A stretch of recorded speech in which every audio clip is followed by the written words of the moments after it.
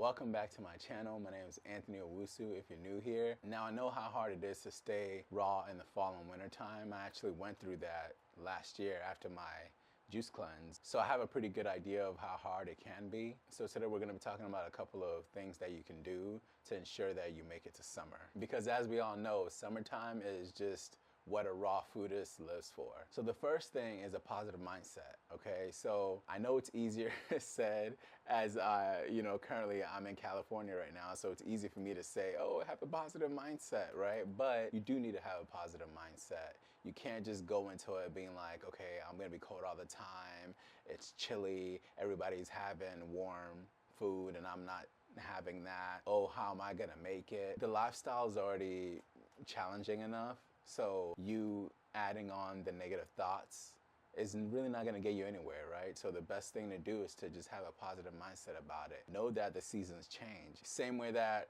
it went from summer to fall and winter, it's going to come right back around, right? So have faith and just know that you just have to get through the season. So have that positive mindset. Don't go into it thinking that, oh my God, I'm about to be so cold and so chilly. Maybe what you can think about is what you plan on doing come spring and then summer of next year, right? Like maybe start writing things down of events and certain things that you want to do in the upcoming season. Just find ways to have a positive mindset about it, because if you go into it already doubting yourself and already in a negative mindset, it's probably just going to be harder and more challenging. You're probably going to break, or you'll probably just hate it overall. So you need to go into it just thinking positive. You're doing something that, although it's challenging, you know that in the long run it's going to be very beneficial for you, right? So go into it just knowing that. Know your why, make your why stronger. Just try to not let your environment and the season get to you. Again, like I said, I know it's easier said as I'm in California and the weather doesn't get too cold out here. The second thing that you can do is drink more tea.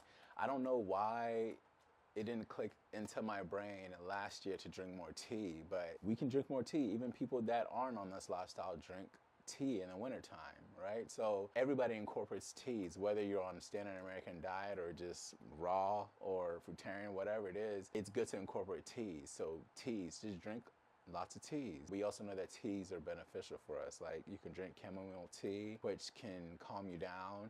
There's ginger tea. There's so many different types of teas. I myself need to get into it this season, okay? I'm gonna be drinking more tea. So let me know below if you know of any good teas that you think I should try this season. So number 3, spices and veggies. So things like garlic, ginger, turmeric, black pepper.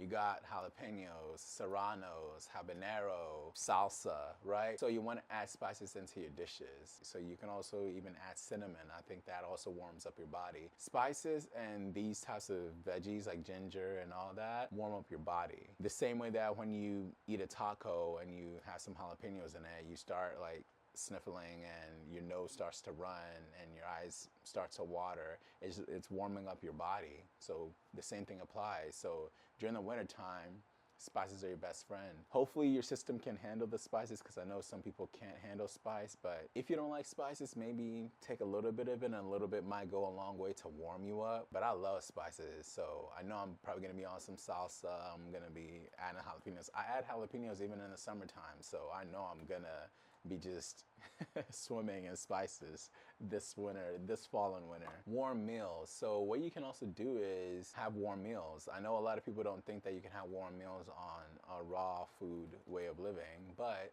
you can. So Blooming Raw on YouTube, she has this pho recipe. It's so delicious. You can even add your own twist to it. You don't have to do it the exact same way that she does hers. I always add my twist to a whole lot of different things, but she boils her water to a certain temp. You can also get these kettles where you can set the temperature to the exact temperature that you want, because you know with raw food, you can't go above a certain degree or else the enzymes and certain things associated with your food are gonna be broken down. You can heat your kettle to 120 degrees or maybe a little bit above 120 degrees. Use that as the liquid or the warm broth in your pho. You can make any type of soup. Just find a way to season the water and add some kelp noodles to it, add different types of spices, and you got yourself a nice warm meal, you know? Number 5, movement, exercising.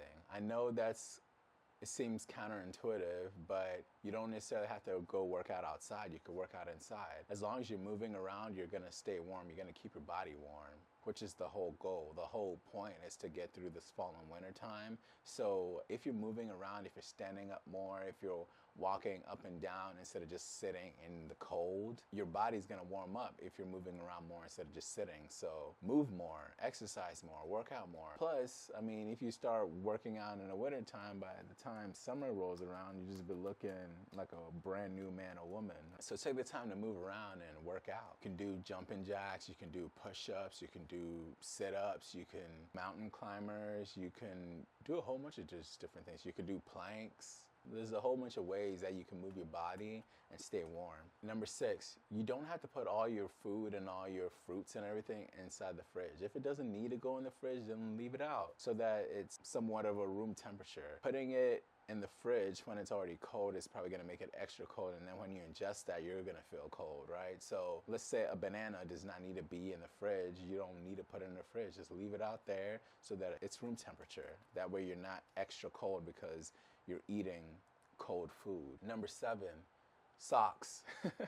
I know this sounds random as hell, but socks. I used to do this. I used to do this before I went raw. I used to wear socks in the wintertime. Sometimes we don't think about these things, but yeah, wear socks. I don't know if you've noticed, but sometimes whenever you put on gloves or socks, your body tends to warm up more. So normally if your fingers are cold or your toes are cold, your body starts getting cold. If your toes and fingers are warm, then you start getting hot, right? Wearing socks and covering up your hands and your feet will help you stay warm. So I would say wear socks.